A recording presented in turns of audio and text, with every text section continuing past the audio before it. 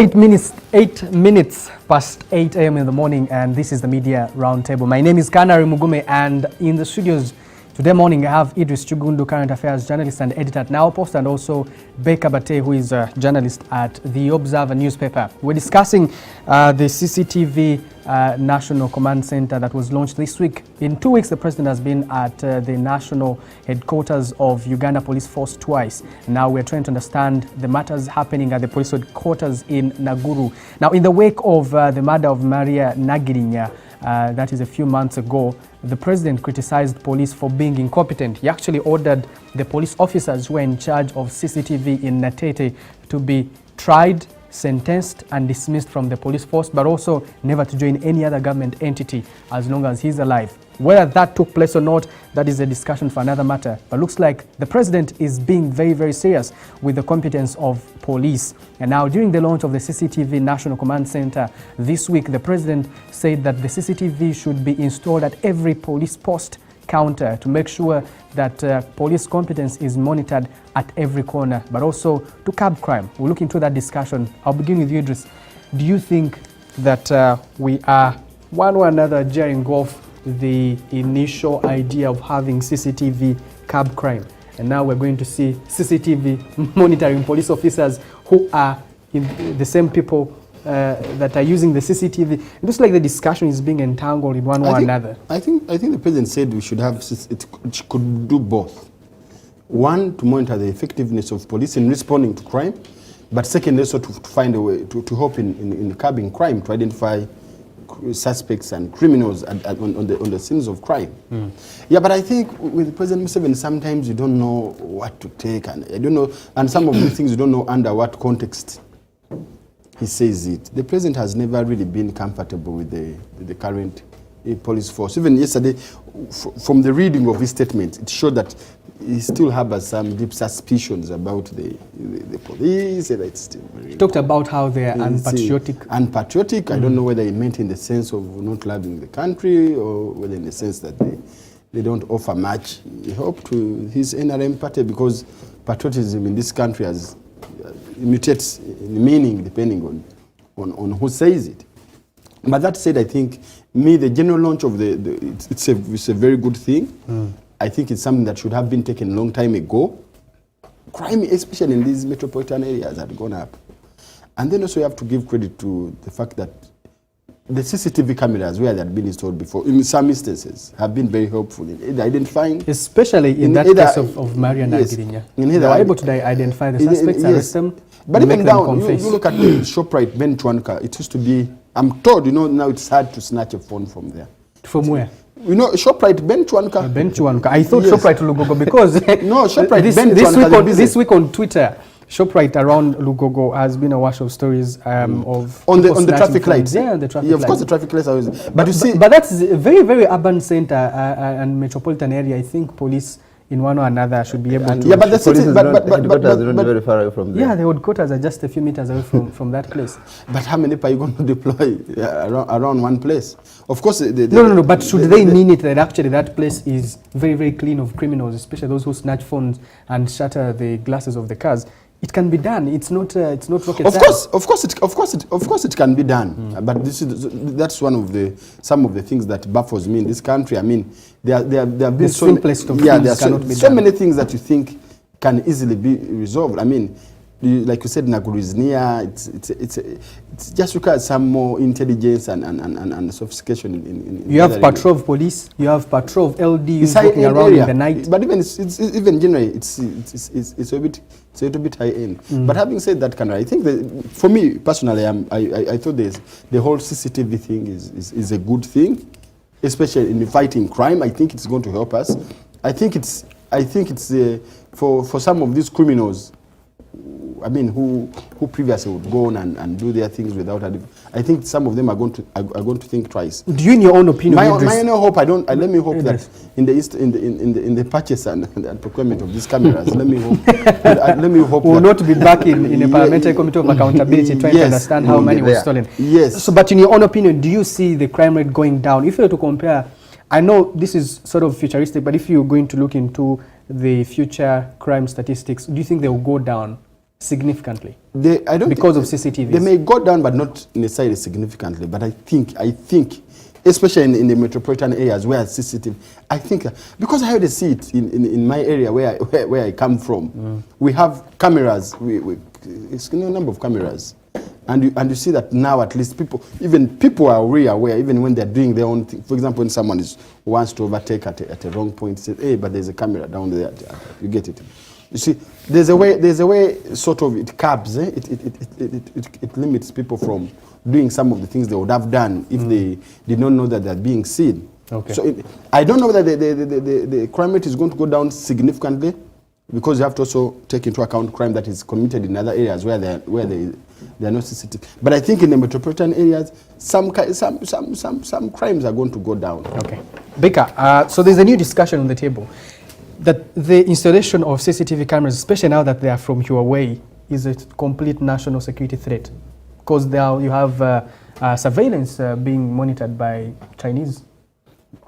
Yeah, you see, technology also has its problems. That when you have now the whole country is on one network. When you can see the whole country, there are bound to be problems. There are bound to be issues of misuse, issues of surveillance, issues. You can't rule them out. But on the whole, there's no doubt that technology is important. But one thing is that we should also remember that when you want to fight crime, cameras in themselves will not fight crime. So. And you remember the president has also said that in the police they are full of kawukomi. So you have also to sort out the kawukomi within your security. I thought it was sorted out. I'm not sure. Yesterday, one of the things he was saying was they are unpatriotic people. Unpatriotic, in the sense of unpatriotic, means you are using your authority to abuse it. You are hiring out guns. You are doing so many things. That is the unpatriotism, as I understand it. So those things are still there. Even the president complained about them yesterday. So, but it is a whole, if you want to fight crime, it is a whole package. Deal with the personnel. For example, have clean people within the police. Have their motivation only to serve the country. I've been watching the US where President Donald Trump is being impeached. People are coming, people within his administration from State House are going to Parliament to testify how he abused his power. People in cabinet, ambassadors are coming out, still serving ambassadors, are coming out, they are going to Congress to tell Congress that the president abused his power. And the ultimate price is impeachment. And maybe he will be removed from office. Therefore, their motivation to work in government is strictly to the country, not to the person of the president. So, for as long as we have the right people in police whose only motivation is to serve the people of Uganda, not to serve regime purposes, and that is the many of our people in security are tuned towards serving the ends of the ruling party. Okay. So for as long as you have the right people, then technology will help you. But for as long as you still have people whose motivation is different from the motivation that a police officer should do, then you still have problems. So you will continue. Because all these crimes, for example, the killing of Kagezi, the killing of Muslim sheikhs, the killing of Chigundu, Kawesi, all of them, they are sophisticated crimes. They are not crimes committed by the ordinary people on the street. A person who goes at 8 a.m., is it 7 p.m. to Masanaf and kill Chigundu? A person who goes 9 a.m. to Sasa and kills Kawesi. A person who goes at 10 p.m. and kills somebody, Chiria Boyogere, the person who goes on Entebbe Road at 8 p.m. and kills Bahiga, really is not a criminal in the sense of we understand criminals. This is a sophisticated person, most likely is part of the security. Therefore, until you have people whose thinking is different, you will still have these problems. So as we tout for cameras, yes, they will distract. For example, you cannot commit a crime, when a camera is looking at you. Yeah. Yes, it will deter you. Look for another spot. Have a long range. Yes. Okay. True. So in principle, you agree that in one way or another, yes, cameras are important. Yes, there is no doubt. There's no question about that. But in principle, the cameras are important. So what are you contesting? So what we are saying is that it shouldn't be only the cameras. So we look at them as the ultimate partnership. Now that we have the cameras, crime is sorted. No, it shouldn't be like that. We are saying it should be a whole package. Look at how do you get admitted to police? Do you have a track record? Is there does anyone know you? For example, before you join the police, we must understand that your motivation. Many of the people who are joining police are actually NRM activists in our villages because they are recruited from. Yes. So that person, that's why you will find Kyagulanyi moving, and in 5 minutes when Kyagulanyi has left Kasangati, there will be a force to counter him. Now call police now that there is a fire at NBS now, and you see how many minutes it will take them to arrive here. At least there is no fire at NBS. But yes, I get your point. I get your point. But what I want to understand from your perspective, Idris, is that checking police incompetence using CCTV cameras, we know that the most interaction that happens between police and the citizens happens in the field, not at the police counters. We want you to look into Museveni's decision yesterday to say that every police counter should have a CCTV camera so we can monitor whether they're competent or not. That is also a good thing, because I mean there have been arguments and complaints from the public that whenever they report to police takes an hour to respond. Police takes 2 hours. Sometimes police comes when someone is dead. So I think in that sense, and if it's really followed and if it's really the true intention of the president to monitor, I think that is okay to look at the police reaction. But then, having said that, I see an element, my fear is of this, I see an element of misuse. Recently, like as I was driving, I saw a camera directly opposite Bobi Wine's base. Down there in Kamot. And I said, okay, yes, that is, the police can justify that that's a high crime area. Yeah. But then the way it had been, you wonder whether it can't also be used for other purposes. Either to monitor the movements of a political but should anything happen? Because the police should anything happen in Kamot, then you will say that there are no the police will CCTV tell you cameras. that we want to also ensure that. But that's the whole importance. Yes, that's what the police will tell you, that we want to ensure that probably also Bobi Wine is safe or something. But the way it's down there, just at the washing bay, the way the way it was positioned, and if you look at the eye of the camera, it just looks right into the entrance.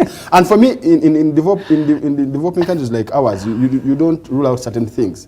Whereas the cameras can be used to curb crime, they can also be used for political purposes. They can help.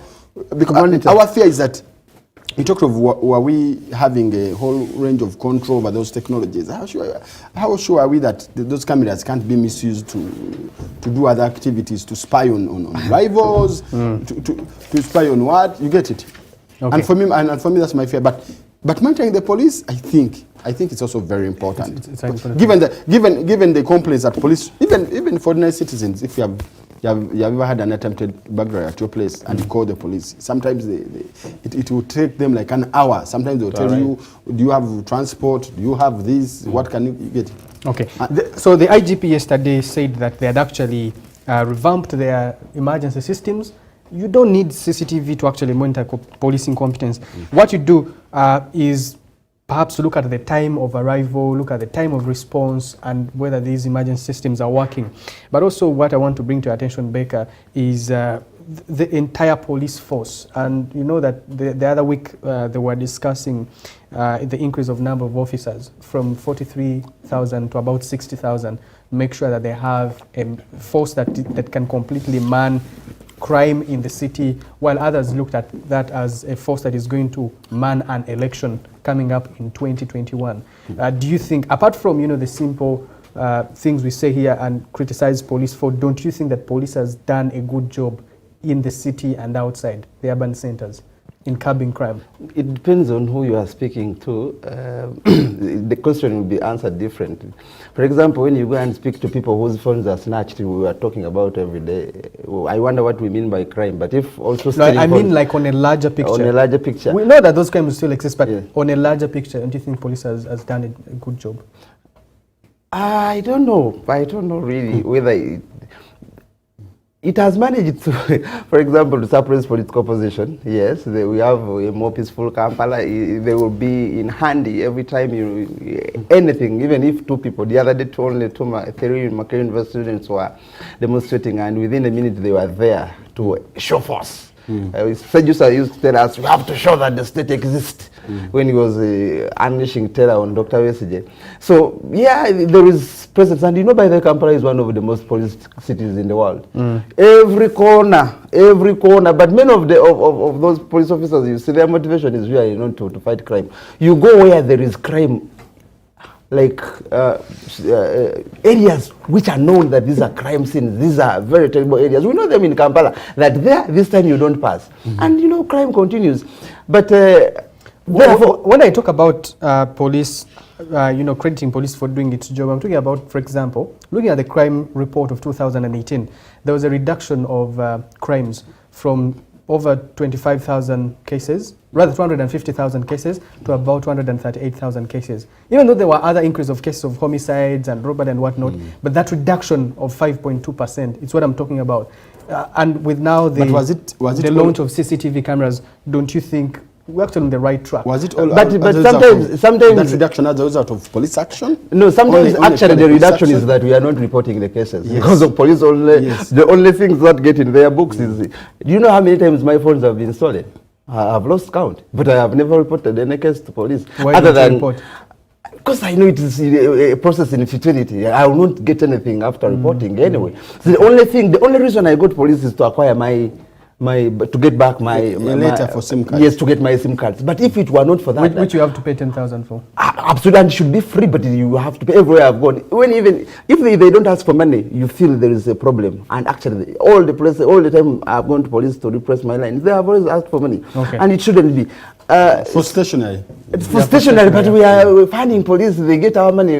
I don't know what they use it for. But if you have a police officer earning 350 or 400,000, where do you expect them No, to police officer is I'm not condoning corruption. In Uganda, but I'm saying, in one way or another, their welfare has led. In Uganda, there is no compulsory recruitment. It is by choice. By the time you go and apply to go to join the police, you know how much police is going to give you. If you know your 300,000 is not enough, or you don't go to police, don't apply. Police normally puts out adverts that we want people to be recruited in the police and the army. You know how much they are going to give you. If you feel that 300,000 is small, don't go, don't apply. It's not by force that you should belong to the police. If the amount is, if the what they give you is not enough, leave. It is free entry, free exit, even in police. It's not like the army where you have to apply to leave. But the police is free. If you cannot, like the president was saying, if you cannot serve, leave. You know, let others who can do who can earn 300,000 be in police. So there can never be an excuse for telling me that because I earn 300,000, then, you know, I have the right to be corrupt. No, if you can't earn that money, if you don't like it, leave. But instead of asking police officers to leave the force because they're earning less, why don't you instead make a case for government to increase expenditure on their salaries? We are saying they should, but two things, because it's not either or, that if they don't increase their salary, then they should be corrupt. No, it is not either or. I'm saying government should invest in police, and actually they have increased their police. By the time Kahura left, we were almost nearly 500 billion in police from about their budget. Yeah. So no, but the other day when the commander-in-chief was at the police headquarters, he actually turned down the increase in pay and the other welfare issues. Said that's not going to happen. Yeah, so looks only that he welcomed the idea of increasing funding to the anti-riot section. and you know what the field force unit? Yes, and the field force unit. Because all of them that they are responding to political opposition. Because of the units that are used to suppress political activities you get it. Okay. Yes. So now I'm glad we have brought out that discussion of corruption among police officers, because we as a country are having a discussion about corruption, and when we return we'll be talking about the anti-corruption walk.